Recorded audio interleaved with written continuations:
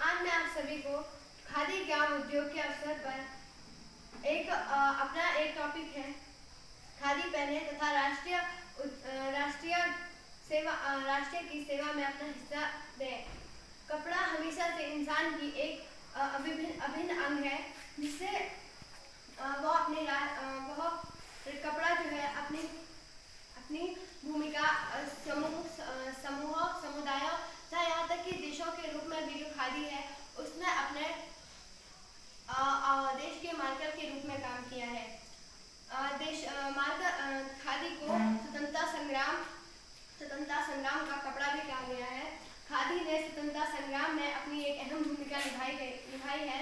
यह तथ्य है कि हाथ से बुनाई के साथ साथ हाथ से कटाई भी प्रगति भारत की एक महत्वपूर्ण विशेषता है।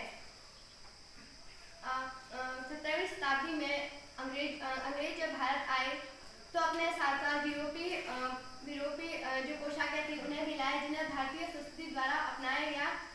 लेकिन जो पारंपरिक भारत था उन्होंने इसका विरोध किया। उनका अनुसार ये मानना था कि अपनी संस्कृति तथा अपने परिधानों को अपनाया गया। नई और पुरानी की इस दुविधा में खादी भी आई। महात्मा गांधी के द्वारा खादी को स्वतंत्रता संग्राम का एक हिस्सा बनाना उनका एक सोचा समझा निर्णय था। खादी एक ऐसी सामग्री बन गई थी जिसने पृष्ठभूमि के लोगों को रोजगार प्रदान किया। खादी एक ओर उपनिवेशवाद से मुक्ति तथा दूसरी ओर आत्मनिर्भरता तथा आर्थिक आत्मनिर्भरता की भावना को भी उत्पन्न किया। वर्तमान में खादी ने अपना योगदान भारत के विकास में अपना योगदान बढ़ चढ़ कर दिया है। फैक्ट्रियों द्वारा खादी का उत्पादन भी किया जा रहा है, जिससे प्रदूषण को कम करने में भी सहायता मिल रही है। खादी हर मौसम में उपयुक्त है, अर्थात हम खादी का उपयोग हर वर्ष इस्तेमाल उसका कर सकते हैं। हम खादी का उपयोग करके भौतिक, आर्थिक तथा सामाजिक हित तो कर ही रहे हैं, साथ ही भारत के विकास में अपनी अहम भूमिका निभा रहे हैं। सरकार के द्वारा खादी